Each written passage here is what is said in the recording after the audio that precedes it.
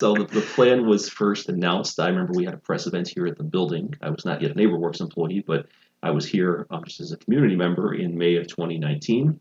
And then in November of 2020, we actually unveiled the neighborhood plan, which comes out to about 150 pages total. But if you That's a don't, doozy. if you want to look, if you want to look through I find it exciting. Sometimes we tell people if you wanted something to put you to sleep to listen to it, but I get wound up. So I try not to read it before bed if I'm going to look at it at all because it's definitely exciting. There is both the full 150 some page plan as well as a much shorter summary document on our NeighborWorks website. If you just go to nwnepa.org, you can look at the whole plan. But the great thing about the planning effort is built in the mold of other neighborhood revitalization efforts that we looked at, both in our community here.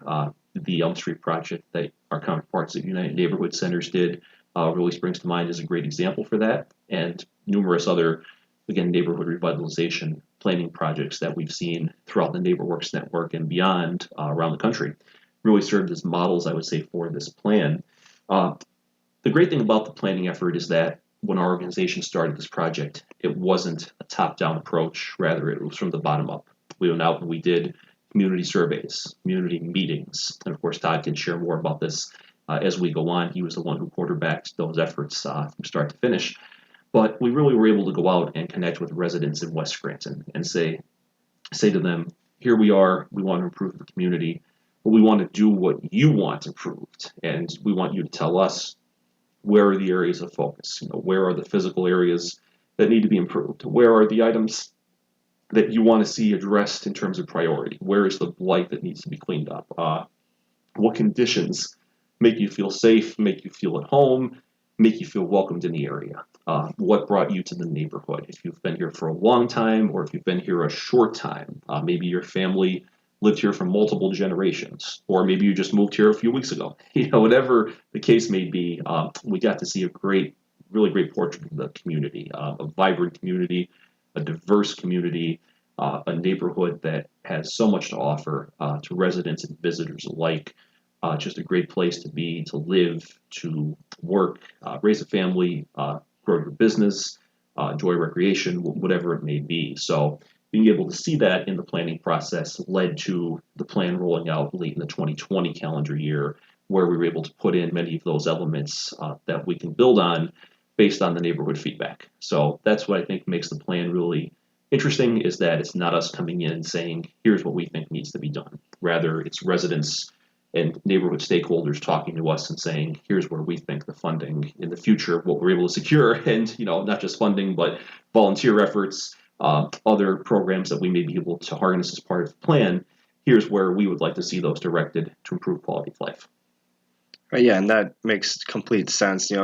What you said, a lot of it's based off of not what we think, but what the community thinks. And really, there's no one that knows their community more than the people that live within it. Sure.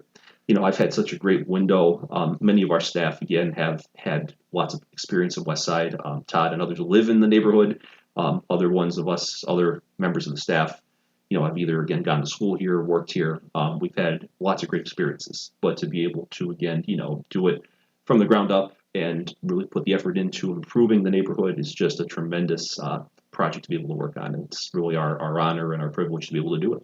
So if I may ask, why did we decide to go to West Scranton as opposed to another section of Scranton, or another section in the county for that matter? Sure. So from my understanding, of course, these efforts to really determine the West Scranton plan and that being the area of focus predated my time here a little bit.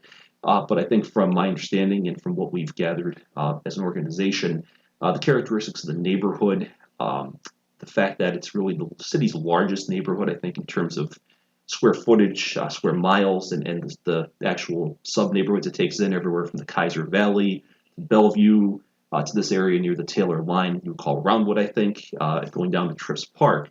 It's really a huge swath of the city. And West Scranton, as we've said, has so many great businesses, houses of worship, community assets, but some of the things that you find in other parts of the city may draw development and may draw positive momentum may not be present here. If you look at the Hill section, you've got the hospitals, you've got the University of Scranton as a neighborhood stakeholder, If you look at the Greenridge section, you've got Marywood University there right on the Scranton-Dunmore line. You have the former School for the Deaf, which was a neighborhood anchor for many years, now being run by a nonprofit agency.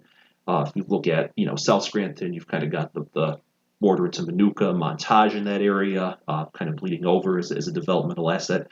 So we thought, again, West Scranton, with such a huge swath of city population and the actual landmass of the city, and again, maybe not having some of those anchor institutions that may have brought investment and attention to those other neighborhoods, we thought this was a great fertile ground to get in and do neighborhood improvement work.